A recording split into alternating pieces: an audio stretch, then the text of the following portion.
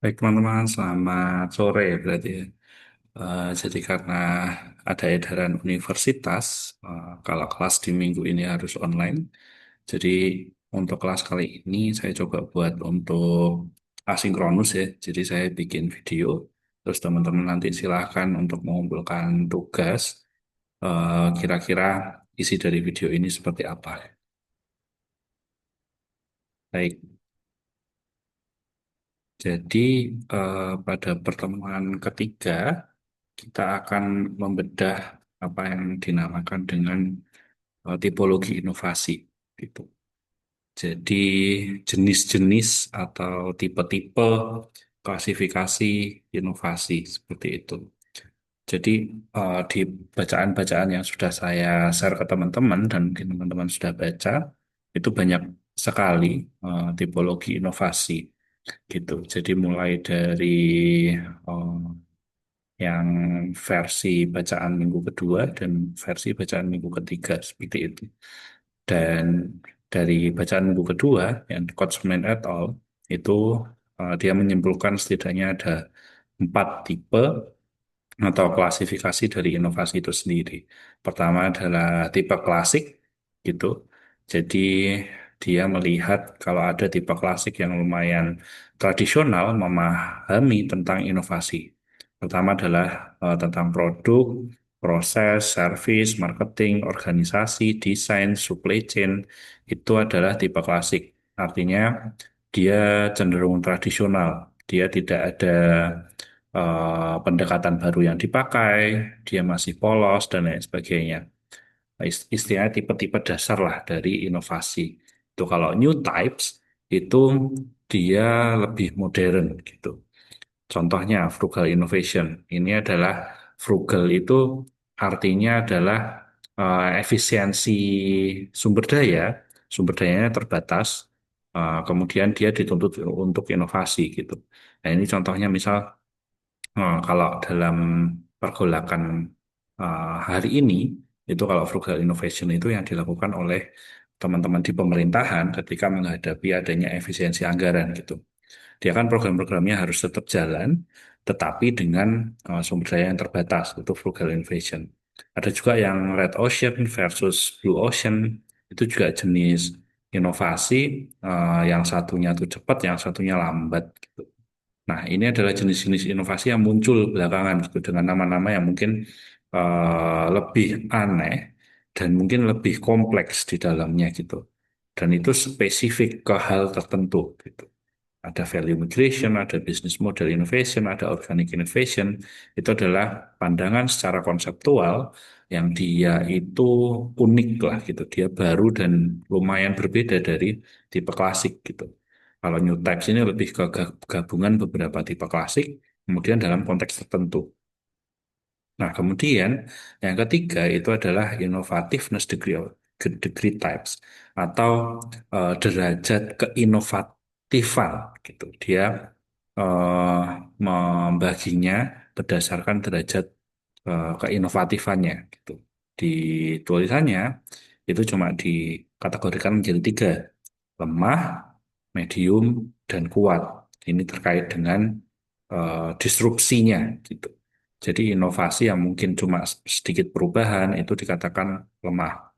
Kalau mungkin medium ada perubahan tapi tidak secara disruptif atau secara keseluruhan itu ya kita andaikan 50% lah ada perubahan itu medium gitu. Nah, kalau strong nih yang benar-benar new gitu. Jadi benar-benar ada produk baru, ada bentuk cara baru, ada struktur baru gitu yang dipakai gitu. Nah, yang terakhir itu yang dichotomical types. Jadi dia melihat tipologi inovasi dari secara dikotomi. Gitu. Kalau dikotomi itu cenderung melihatnya dari 2 sisi saja. Jadi seperti kontinum, satu positif, satu negatif, atau kanan, kiri, barat, dan juga timur gitu. Jadi dia melihatnya 2 sisi saja. Jadi tidak ada mungkin kategori ketiga gitu, tengah gitu nggak ada. Jadi dia eh, memang carinya yang kontinum ekstrim gitu. 0, 1, eh, utara, selatan, dan lain sebagainya. Kalau dalam inovasi itu ada beberapa pandangan. Pertama user driven, supply side gitu. Jadi kalau user driven dia lebih mementingkan dari sisi konsumennya atau usernya gitu. Kalau supply side dia dari produsennya gitu. Open close, kalau open dia terbuka, kalau close dia tertutup gitu. Kalau tertutup berarti tidak ada partisipasi dari banyak stakeholder. Kalau open partisipatif gitu. Produk proses. Jadi kalau misal ada yang inovasi tentang produk ya produk. Kalau yang proses itu contohnya misal cara membuat atau memproduksi suatu barang itu ada perubahan. Atau kalau dalam sektor publik itu dahulu EKTP misalnya ngurus ngurus KTP itu kan prosesnya harus dari RT kemudian naik ke desa, naik ke kecamatan, baru ke Dukcapil gitu. Kalau misal dia dipotong, jadi tidak harus lewat RT langsung ke Dukcapil, berarti itu ada inovasi proses gitu. Nah, kalau produknya itu ektp-nya. Jadi dari dulu yang belum punya chip, sekarang punya chips. Nah, itu walaupun nggak terlalu kepakai juga ya, tapi itu adalah salah satu bentuk inovasi gitu. Dan lain sebagainya. Jadi dia dikotomikal tuh lebih ke kontinum ekstrim, ya atau tidak, nol atau satu, dan lain sebagainya. Yang saling berlawanan lah. Nah, dari sini sebenarnya teman-teman harusnya bertanya ya, kira-kira kenapa sih penting gitu kita untuk mengetahui tentang tipologi atau klasifikasi inovasi gitu. Karena kalau tipologi dan klasifikasi itu sifatnya adalah menghafal kan. Gitu. Jadi dalam artian ada banyak pendapat, kemudian ada banyak perspektif yang kadang juga tidak masuk akal. Terus kadang kita bingung menggunakan tipologi ini untuk apa gitu. Apakah sekedar hanya untuk tahu saja atau ada fungsi lain sih yang bisa kita kita pakai gitu dalam eh, ke depannya gitu. Jadi kira-kira apa sih untungnya kita belajar tipologi dan klasifikasi inovasi? Oh, karena memang terlalu banyak gitu perspektifnya. Tadi saja kalau kita melihat sebelumnya ini kan cara mengklasifikasinya dari classical ke new itu kan udah problematis ya dalam artian dia membagi antara classical sama new itu apa gitu. Itu kan sebenarnya agak agak abu-abu ya gitu. Kemudian innovativeness degree derajat keinovatifan itu kan juga eh, kira-kira fungsinya apa gitu. Kenapa harus dibedakan? Apa yang harus kita lakukan ketika innovativeness degree-nya tinggi atau strong? Apa yang harus kita lakukan ketika inovatif degree-nya rendah? Atau dichotomical types misal, yang dia cenderung hitam putih gitu. Nah, cenderung berlawanan gitu. Nah, ini kira-kira apakah cukup kita hanya mengetahui itu? Apakah bisa difungsikan lebih lanjut? Nah, kita coba buat exercise itu di pertemuan ini. Jadi pertama saya akan membagi pembahasan ini menjadi dua, dua bab utama gitu ya. Dua pembahasan. Yang pertama adalah kira-kira pentingnya tipologi untuk akademisi. Jadi secara konseptual gitu. Nah, kalau secara konseptual kira-kira pentingnya itu apa gitu. Nah, secara singkat, secara konseptual itu agar kita bisa memetakan perkembangan konseptualnya itu seperti apa. Gitu. Kemudian secara akademik kita bisa kemudian menggunakan konsep-konsep tersebut untuk mengkritisi atau di-expand di existing teorinya. Jadi misal sudah ada klasifikasi tertentu gitu. Ternyata pada perkembangannya di era sekarang teman-teman mungkin juga ada yang fokusnya tentang inovasi sektor publik misal dan belum ada konsep itu dalam eh, paper-paper yang sudah ditulis para pakar gitu. Nah, itu bisa kita istilahnya urun rembuk gitu. Oke, berarti ada tipologi inovasi yang semacam ini. Gitu. Nah, untuk mengetahui Yang relatif lebih akademik memang yang tulisannya Coach Semir yang kita bahas pada minggu kedua gitu. Dia secara eh, apa namanya klasifikasi itu tidak saling tumpang tindih gitu. Kalau yang tadi sebelumnya kesimpulannya itu yang tadi sebelum ini ya, yang classical, new type, innovative degree, dan dikotomikal, saya rasa ada tumpang tindih antara misal classical dengan new, new dengan dikotomikal, degree dengan new misal, atau degree dengan dikotomikal juga bisa. Gitu. Misal open close, itu bisa jadi dia itu, inovatif degree-nya berbeda. Yang open dia lebih tinggi, yang close lebih rendah, dan lain sebagainya. Nah, itu yang bisa kita pakai. Makanya saya membahas tipologi inovasi secara konseptual atau perspektif akademisi, saya pakainya juga yang eh, punyanya Coach Semir gitu. Nah, ada 6 pandangan, jadi dia melakukan klasifikasi berdasarkan 6 perspektif. Pertama adalah multi-type classification, kedua the degree of strength or power, multi-layer classification, dichotomical classification, dually dichotomical classification, sama satunya tuh inline with innovation process. Gitu. Jadi dia membaginya ke 6 jenis tadi, gitu, perspektif tadi untuk membagi tipologi inovasi, gitu. Yang menurut saya ini sudah mencakup hampir seluruh tipe atau tulisan tipologi inovasi, gitu.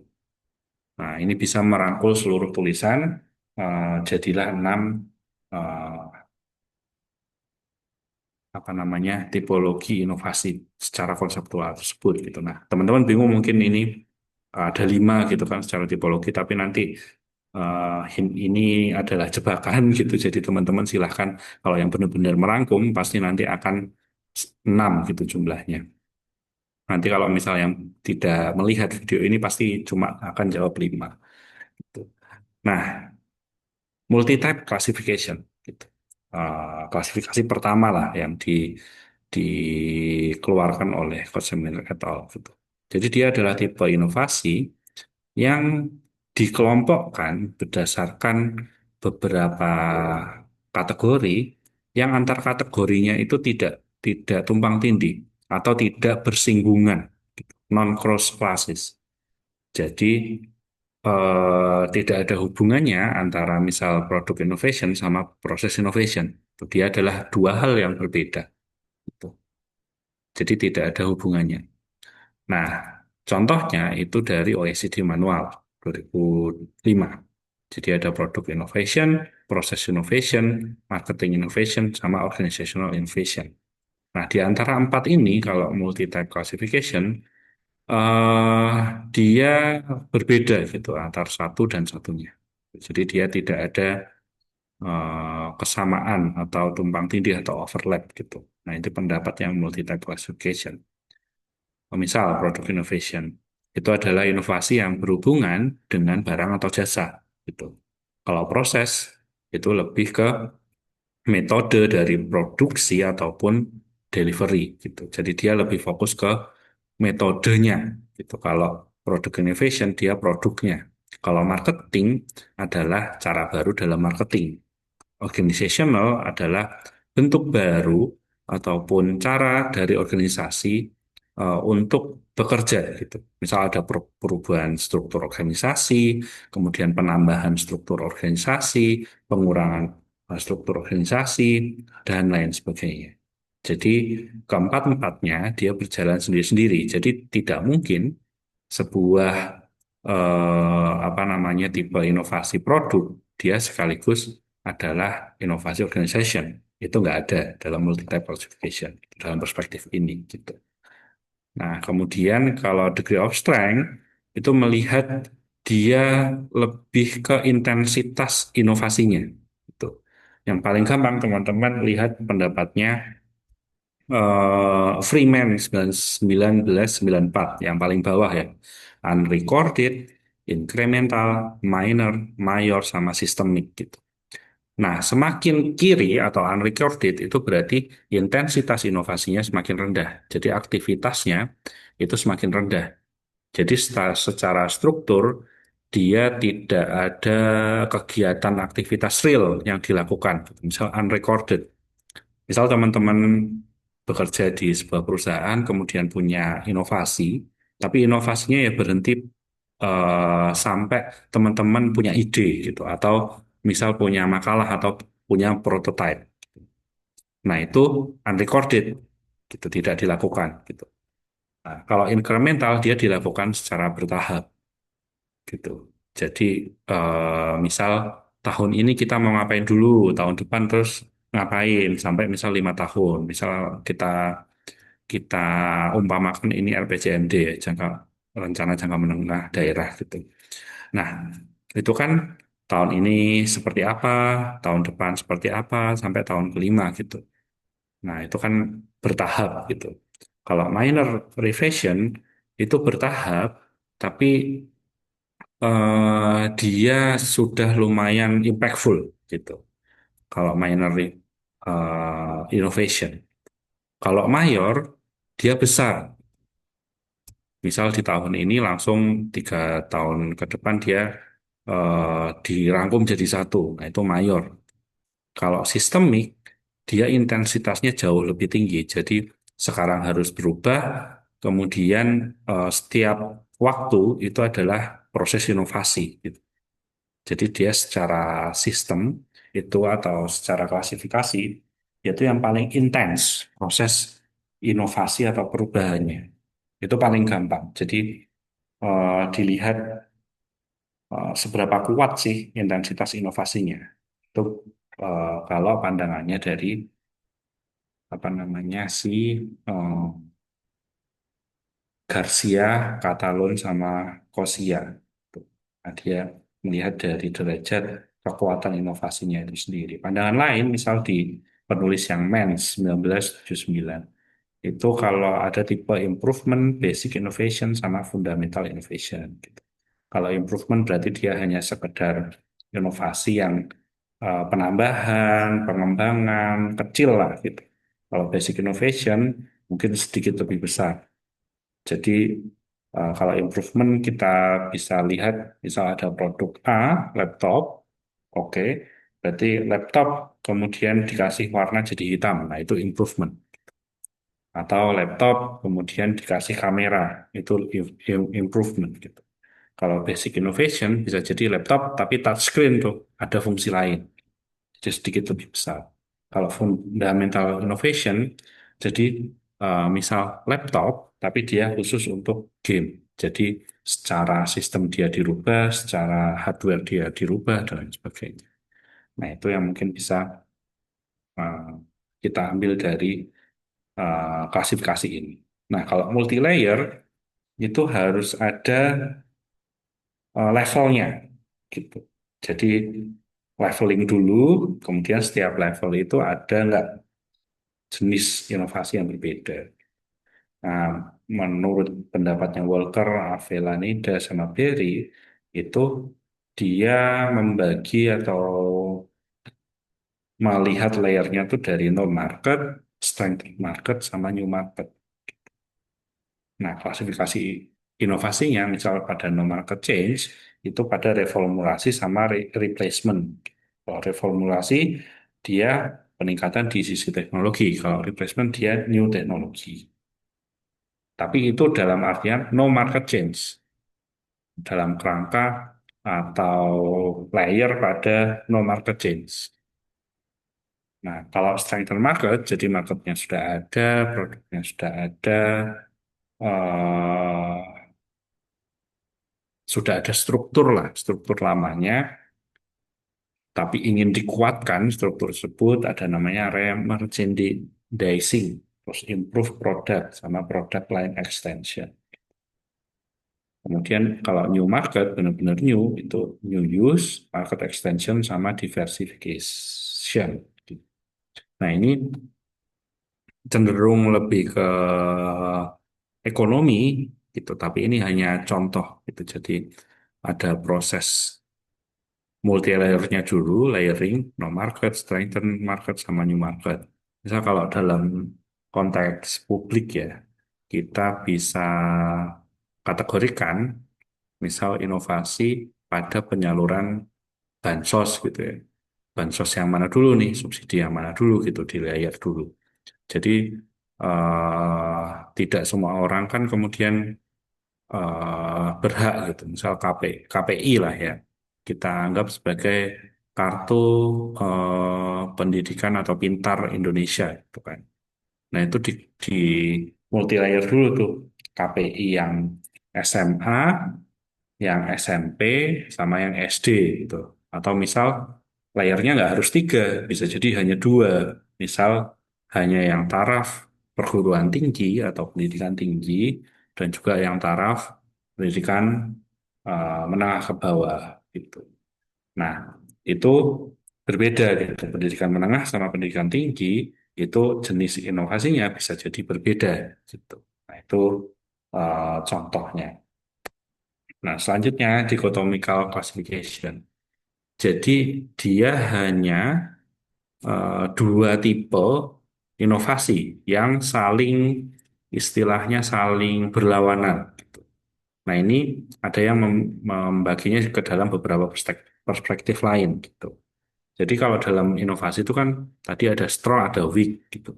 Jadi ada inovasi yang sangat tinggi, ada yang sangat lemah gitu kan. Nah itu ada beberapa pendapat tuh. Ada yang non drastik, jadi inovasi yang tidak drastik lah perubahannya, sama yang drastik. Ada yang incremental, ada yang discrete, ada yang evolutionary, ada revolutionary. Gitu. Jadi hanya dua hal yang dia tuh saling berlawanan atau ekstrim. Gitu. Really new sama radikal. Gitu. Breakthrough sama incremental, radikal incremental, dan lain sebagainya. Nah, itu yang terkait dengan strong and weak. Kalau genuine sama renovation, kalau genuine kan benar-benar baru ya. Hal yang baru ditemukan, baru diimplementasikan, belum pernah ada struktur itu. Nah, itu baru. Kalau renovation tuh lebih ke penambahan, improvement, dan lain sebagainya. Nah, itu ada beberapa pendapat variation sama reorientation. Kalau variation kan dia masuknya ke renovation. Jadi dia adanya variasi lah gitu. Misal ada warna yang baru dan lain sebagainya. Kalau reorientation tuh berarti ada orientasi yang berbeda. Nah, itu genuine masuknya. True sama adoption, kalau true itu benar-benar ide dari kita, kalau adopsi kan ide orang lain yang kita adopsi ke dalam eh, konteks kita gitu, atau komunitas kita. Original, reformulated, dan lain sebagainya. Yang ketiga, everyday sama disruptif. Gitu. Nah, ini lebih ke eh kalau everyday innovation tuh penambahan atau incremental, kalau disruptif tuh lebih ke radikal. Ada beberapa pendapat tuh yang paling gampang adalah yang radikal sama rutin tuh, gitu. Kalau rutin tuh inovasi yang misal sifatnya harian. Kalau radikal tuh tidak harian tapi merubah banyak hal. Kalau other dimension ya ini di luar eh, apa sumbu ekstrim atau kontinum itu tadi ada beberapa. Yang pertama discontinuous sama continuous, yang berkelanjutan sama yang tidak, terus market pull sama teknologi push dan lain sebagainya. Dan masih banyak yang lain. Nah ini dichotomical classification. Nah yang lebih ribet lagi itu adalah dually dichotomical classification. Jadi dia beranggapan bahwa klasifikasi itu tidak tunggal. Satu inovasi bisa dipahami lewat dari satu lensa dikotomi gitu. Jadi dia seperti bayangkan dia tuh seperti diagram ada sumbu X sama sumbu Y. Bisa jadi satunya kalau sumbu X sama sumbu Y itu kan berarti ada 0 ke Y1 sama Y ke Y1 sama X ke X1. Nah, itu nanti kan ketemu tuh. Jadi pada taraf tertentu itu tuh ada yang sifatnya X dan Y, terus dia ketemu gitu. Berarti dia adalah X1 dan Y2 dan lain sebagainya. Atau X1 sama X2 dan lain sebagainya. Kayak kategorisasi lah gitu. Nah, Kalau di kelas bisa saya gambarkan, tapi kalau di sini kita contohkan ya. Misal tipe inovasi itu reguler sama revolutionary. Kita anggap dia sumbu X gitu ya, yang horizontal. Kemudian niche sama arsitektural, niche-nya Y gitu. Bisa jadi sebuah inovasi itu sifatnya adalah reguler, tapi dia arsitektural gitu. Bisa jadi reguler tapi niche.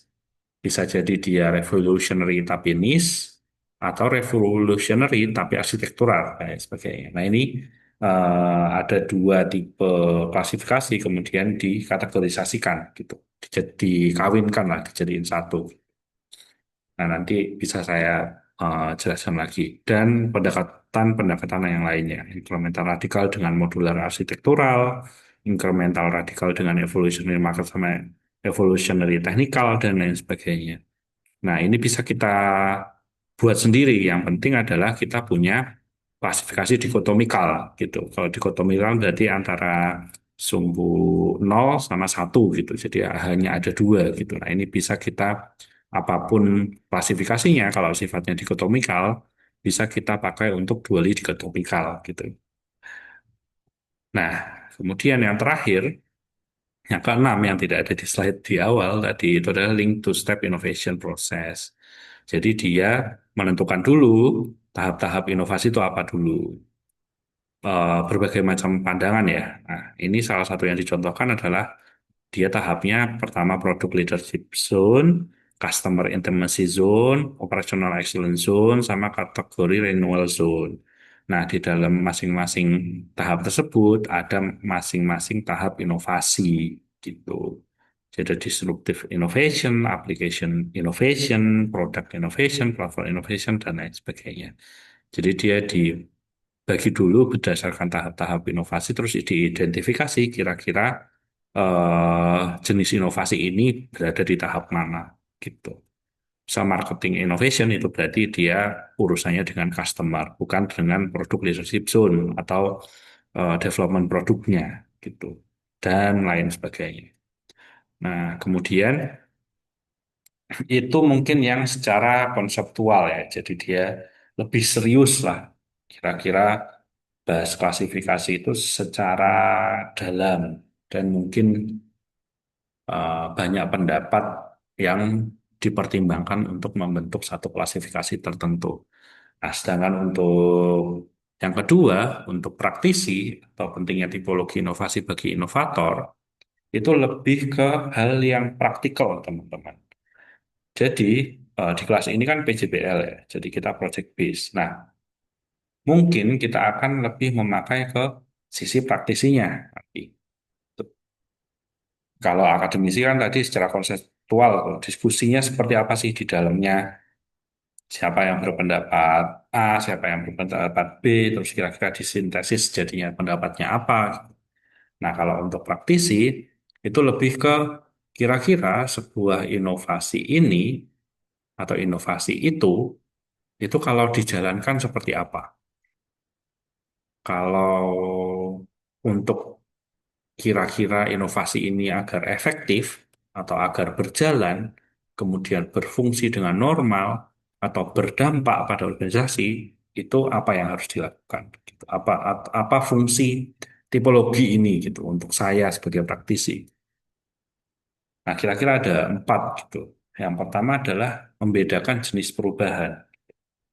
Kalau teman-teman paham tentang tipologi inovasi, akhirnya kemudian paham juga kira-kira jenis perubahannya di sebelah mana. Contohnya produk versus proses gitu.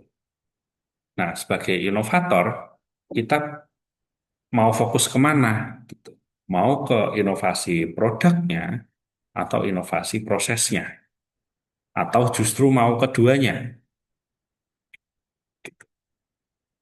Tapi kalau keduanya kan berarti harus menjelaskan tuh secara produk yang berubah apa, untuk membentuk produk yang berubah ini ada proses yang berubah apa. Nah, itu kan jadi tahu gitu. Yang kedua adalah menentukan strategi implementasinya. Gitu. Karena sifat inovasi itu berbeda. Kalau misal dia hanya inovasi yang sifatnya incremental, berarti strategi implementasinya tidak harus terlalu ribet ya. Kalau incremental kan berarti, oke tahun ini programnya ini, tahun depan programnya ini, dalam tahun tiga, tahun ketiga programnya ini, dan lain sebagainya gitu. Jadi dia tidak terlalu intens lah. Strateginya nggak terlalu ribet dan nggak perlu banyak instrumen yang dijalankan gitu untuk memastikan inovasi tersebut terimplement. Sedangkan kalau radikal, misal eh, di konteks untidar ya, gitu. Kalau mau radikal, oke, ada perubahan kalau eh, contohnya dosen misal itu harus S3, gitu kan. Misal itu kan berarti radikal gitu. Jadi semua dosen harus S3. Nah, itu lumayan radikal kan. Jadi perubahan-perubahan atau langkah-langkah itu diambil itu strategi yang diambil itu lebih teliti, lebih jeli, lebih besar, lebih costful dan lain sebagainya. Gitu. Jadi kalau kita sebagai inovator, oke berarti kalau ada perubahan yang sifatnya radikal, berarti harus ada change management yang baik, harus ada risk management yang baik, harus ada aktor-aktor yang kemudian kita lobby, kita dekati, atau koalisi yang besar untuk memastikan implementasi itu berhasil gitu. Nah, kemudian yang ketiga adalah mempermudah evaluasi dampak. Gitu. Kalau kita tahu inovasi ini adalah masuknya ke jenis apa, itu jadi kita juga tahu dan lebih mudah untuk mengevaluasi dampaknya. Gitu.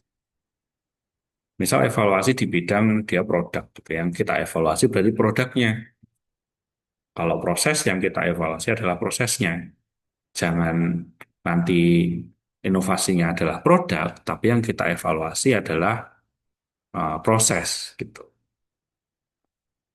Jangan ya itu salah salah sasaran lah gitu karena inovasinya bukan di proses gitu tapi di produk tapi malah instrumen evaluasinya juga ikut prosesnya juga diikutkan ya otomatis evaluasi prosesnya akan jelek gitu karena inovasi yang dilakukan di ranah produk gitu.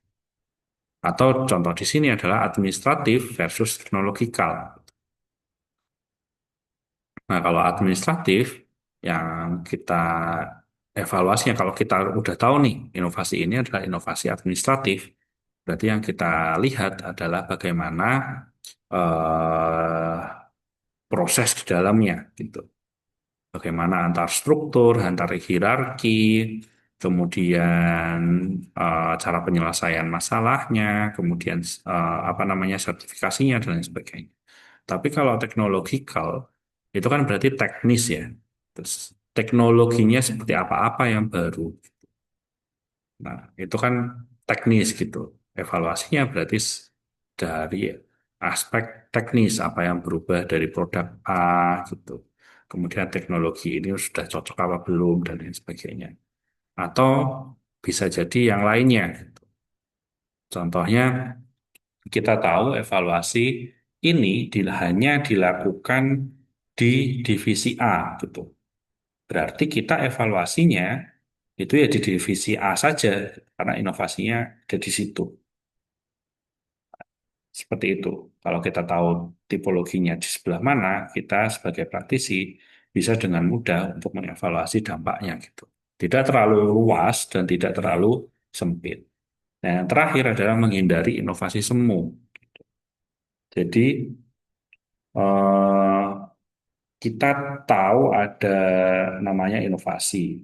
Kemudian kata inovasi pada minggu lalu kita udah bahas bahwa dia mengalami blurring lah. Dia blurring artinya tuh jadi terlalu luas gitu.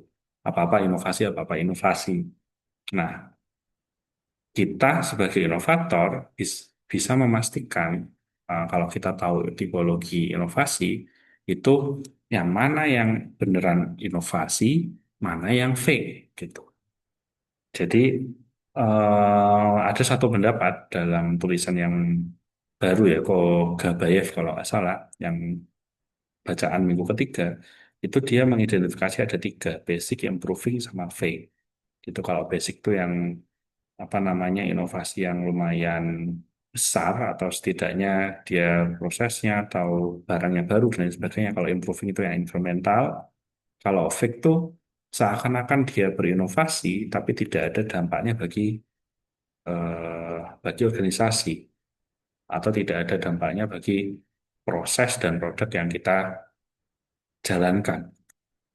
Nah, kalau kita udah tahu yang ini adalah fake, berarti kita bisa kemudian mengevaluasi kalau misal inovasi tersebut tidak usah dilanjutkan. Nah, kita bisa dengan mudah mengidentifikasi tuh kira-kira mana yang inovasi beneran, mana yang perubahan bertahap yang tergolong pada inovasi, mana yang perubahan yang tidak terlalu penting, dia di-labeling dengan inovasi, tapi tidak berdampak gitu bagi organisasi kita, disebut dengan fake. Kalau fake ya lebih baik kita coret atau kita evaluasi seperti itu. Nah, ini contohnya.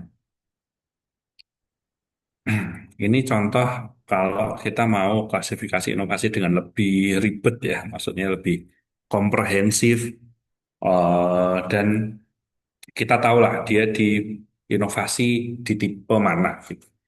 Nah, kalau yang tadi saya sempat menjelaskan ada yang sumbu X dan sumbu Y untuk mendikotomikan, dual dikotomi ya tadi ya.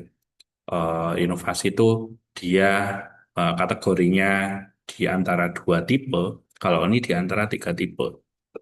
Nah, ini dia tiga sumbu X, Y, Z. Jadi secara jenis, produk, dan prosesnya, secara proses, dia administratif atau teknologikal, dan juga secara incremental radikal itu degree-nya kayak derajat. Kalau ini prosesnya, yang ini degree-nya. Ya, seperti itulah. Jadi kalau yang incremental seperti apa, radikal seperti apa, itu cenderung hmm, digabungkan atau kira-kira tiga perspektif klasifikasi. Kalau tadi kan dua perspektif klasifikasi, kemudian digabungkan untuk menentukan jenis inovasi ini apa. Gitu. Misalnya ada sebuah inovasi, terus kita assess tuh, dia inovasi produk apa proses. Kayak dia proses, maksudnya kayak secara dia inovasi proses, tapi incremental apa radikal. Dia secara sedikit-sedikit tapi terus-menerus atau radikal langsung berubah gitu. Oh, dia ternyata incremental. Tuh. Nah, incremental dan proses, tapi dia administratif apa teknologikal. Ternyata teknologikal. Gitu. Nah, kalau kita sudah bisa mengidentifikasi kalau dia adalah tipe inovasi proses yang berjalan secara incremental di sisi teknologikal, makanya kita bisa menentukan strategi-strategi apa yang cocok digunakan untuk memastikan ini terimplementasi ataupun mengevaluasi inovasi yang sedang berjalan tersebut. Tuh. Nah, itu mungkin yang bisa saya sampaikan teman-teman. Jadi nggak usah bingung. Saya mungkin karena kelas online teman-teman akan bingung gitu ya. Tapi nggak usah bingung. Nanti coba saya bahas sedikit lagi di pertemuan offline seperti itu. Tapi intinya adalah tipikal atau klasifikasi inovasi itu banyak gitu. Dan itu cenderung tidak ada yang pakemnya mana tuh nggak ada gitu. Jadi eh, dia semacam tools lah gitu untuk praktisi, tapi dia secara akademik juga berkembang gitu. Nah, perspektif yang teman-teman pakai itu terserah gitu. Kalau untuk skripsi, teman-teman bisa pakai yang konseptual, yang membahas inovasi itu secara konseptual seperti apa, perkembangannya seperti apa, kemudian klasifikasinya seperti apa, dan misal ada topik skripsi, kalian kategori fenomena ini adalah masuk ke klasifikasi tertentu gitu. Tapi kalau praktisi itu lebih ke gimana kita bisa berstrategi gitu, karena kita tahu bahwa inovasi A itu termasuk klasifikasi radikal atau klasifikasi instrumental. Itu kan akan membuat pendekatan yang berbeda gitu dalam ranah praktisi. Nah, kira-kira itu teman-teman mohon maaf kalau misal ada yang kurang jelas. Nanti kalau misal ada pertanyaan bisa disampaikan di minggu depan ketika kita sudah bisa ketemu offline. Gitu. Mungkin itu saja yang bisa saya sampaikan. Ada kurang lebihnya mohon maaf. Saya akhiri. Wassalamualaikum warahmatullahi wabarakatuh.